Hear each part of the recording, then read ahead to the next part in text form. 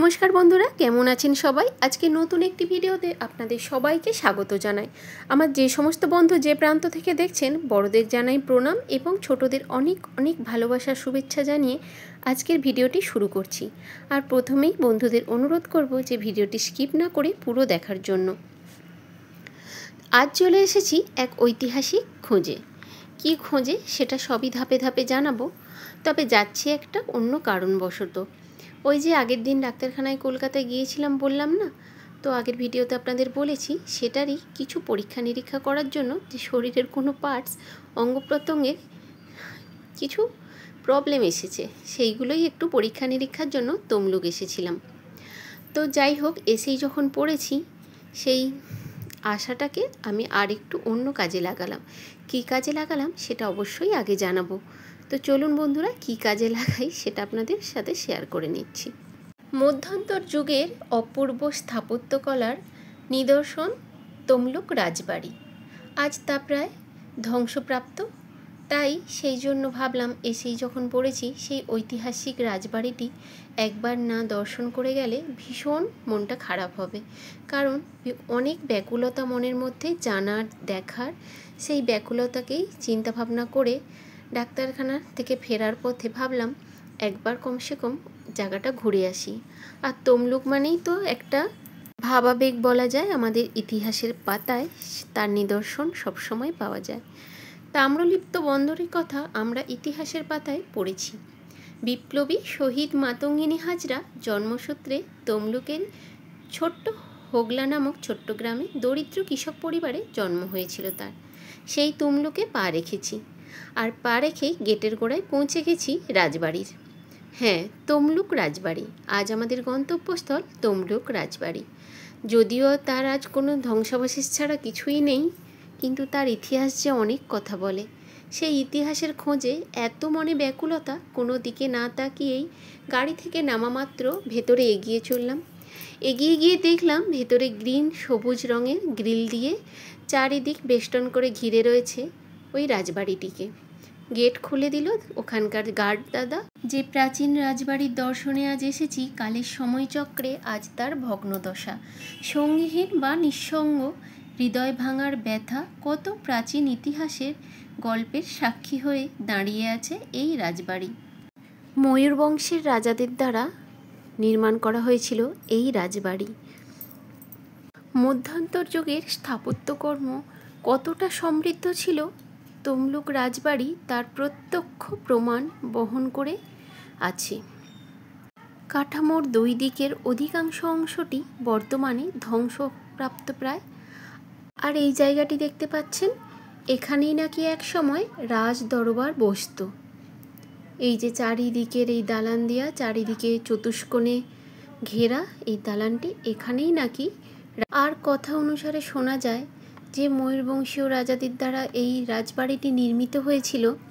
সেই রাজা নাকি দ্রৌপদীর স্বয়ংবর সভায় উপস্থিত ছিলেন। তাই বলা হয় মহাভারত থেকে স্বাধীনতা সংগ্রামের এক উজ্জ্বল ইতিহাসের সাক্ষী হয়ে রয়েছে এই বাড়িটি। এটা আমি কোনো এক বন্ধুর থেকে ভিডিওর মাধ্যমে শুনেছিলাম। এই বিশাল আকার রাজবাড়িটির সামনে স্থাপত্যের অংশে রয়েছে চওড়া স্তম্ভের সমন্বয়ে কিছু খিলানযুক্ত স্থাপত্য, যা বাংলায় ইন্দো ইসলামিক স্থাপত্য কলার একটি প্রকৃষ্ট উদাহরণ। ইট দিয়ে তৈরি এই ভবনের কিছু স্তম্ভের উপরিভাগ বানানোর সময় লাল বেলে পাথর ব্যবহার করা হয়েছিল। দেখা যায় সমগ্র রাজবাড়িটি ইন্দো ইসলামিক এবং নব্য ধ্রুপদী স্থাপত্যের শিল্পের এক অপূর্ব মিশ্রণ বলা যেতে পারে। দোতলার কাঠামোগুলি যে দেখা যাচ্ছে, তার অংশ কোনোদিনই সম্পূর্ণ করা যায়নি। আর কথিত আছে রাজা লক্ষ্মীনারায়ণ বাড়িটি তৈরি করতে শুরু করেন ওপরের অংশটি, কিন্তু পারিবারিক বিবাদের জেরে তা আজ তার জীবিত দশায় সম্পন্ন করে উঠতে পারেননি। এটি একটি অসমাপ্ত বাড়ি হয়ে রয়ে গেছে। আর এই নিচে সুড়ঙ্গ বাড়িগুলো দেখার খুব উৎসুক ছিল, কিন্তু আমার বাড়ির কেউ আমাকে ভেতরে যেতে দিল না। ভেতরে ঢুকে দেখার খুবই ইচ্ছে ছিল, কিন্তু যেতে পারলাম না। যেহেতু ধ্বংসস্তূপের মতো বাড়িটি রয়েছে, কখন কি হতে পারে কেউ বলতে পারে না। সেই জন্য ভেতরে যাওয়ার পারমিশন পেলাম না, তাই ভেতরে আর ঢুকে দেখতেও পারলাম না। আমি দেওয়ালগুলিকে স্পর্শ করে কিছু অনুভব করতে চাইছিলাম, যেন মনে অনেক কাল্পনিক ভাবনা চিন্তা হচ্ছিল। এই সেই মাটি যেখানে নেতাজি সুভাষচন্দ্র থেকে শুরু করে মহাত্মা গান্ধী থেকে শুরু করে এখানের কাজী নজরুল ইসলাম, সমস্ত বিপ্লবীদের পায়ের ধুলো এখানে পড়েছে। সেই মাটি স্পর্শ করে অনুভব করতে চাইছিলাম তখন ঠিক এই জায়গাটা কীরকম হতে পারত। এটা মনের একটা কল্পনা মাত্র। দেখলাম সরকার থেকে এটি সংগৃহীত করে রিপেয়ারিংয়ের কাজ চলছে। চারিদিকে লোহার স্তম্ভ দিয়ে এগুলিকে রিপেয়ারিং করা হচ্ছে, তাই এগুলো কাঠামো বানানো হয়েছে। পুরো রাজবাড়িটিতেই দেখলাম এইভাবে কাঠামো বানানো হয়েছে। আরও অনেক বন্ধু দেখলাম পাশাপাশি তারাও দর্শনে এসেছেন। তো কম সময় থাকার জন্য খুব চটপট করে এদিক ওদিক দেখার চেষ্টা করছিলাম।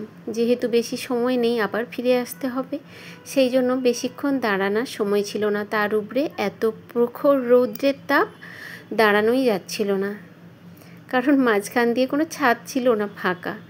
সেই জন্যই ওই যে বললাম লক্ষ্মীনারায়ণ ওই বাড়িটি ওপরের দোতলার কাঠামো বানিয়ে বাড়িটি পুরো করবার চেষ্টা করেছিলেন, কিন্তু জীবদ্দশা সেটার সম্পূর্ণ করে উঠতে পারেননি, তাই ওপরের অংশ খোলাই রয়ে গেছে। এখান থেকে ফিরে আমরা চললাম রাজবাড়ির ডান দিকে অবস্থিত রাধা মাধব মন্দির এবং রাধা রমন মন্দির। এটাও শোনা যায় রাজা লক্ষ্মীনারায়ণই এই মন্দিরের প্রতিষ্ঠা করেছিলেন, মানে তাকেই প্রতিষ্ঠিত হিসেবে ধরে নেওয়া হয়।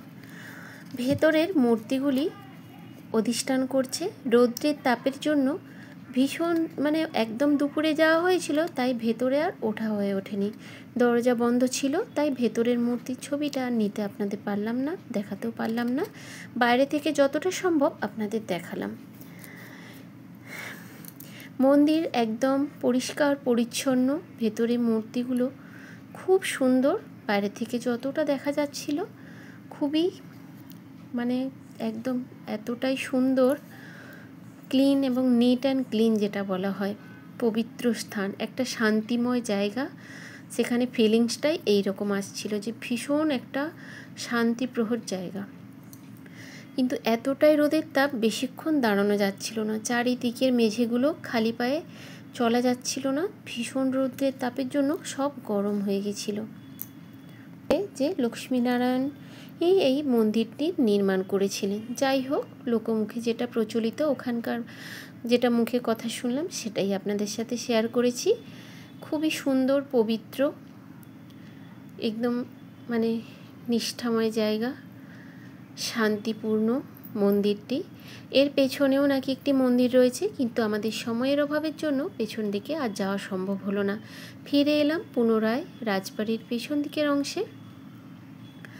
ফিরে এসে একটাই কথা আপনাদের জানানোর ছিল, যেটা আমি আগে বলা হয়নি। এই রাজবাড়িটিকে জাতীয় সৌধ হিসেবে ঘোষণা করেছেন আর্কিওলজি সার্ভে অফ ইন্ডিয়া। তো পুনরায় বাড়িটিকে আর একবার দেখে নিচ্ছিলাম যাওয়ার আগে শেষ মুহূর্তটা। তো বন্ধুরা, শেষবার আর একবারের মতো রাজবাড়িটিকে দেখে নিলাম। ভাঙা চোরা বুকে কষ্ট নিয়ে যে ইতিহাস বয়ে বেড়াচ্ছে, সেটা আর একবার পুঙ্খানুপুঙ্খভাবে ছুঁয়ে দেখে নিলাম। ভালো করে শেষবারের মতো স্মৃতিটুকু নিয়ে যাচ্ছি। হয়তো আর আশা হবে কিনা জানি না, কিন্তু সারা জীবন মনের মধ্যে এই স্মৃতিটুকু রাখতে চাই নতুন খাতায়।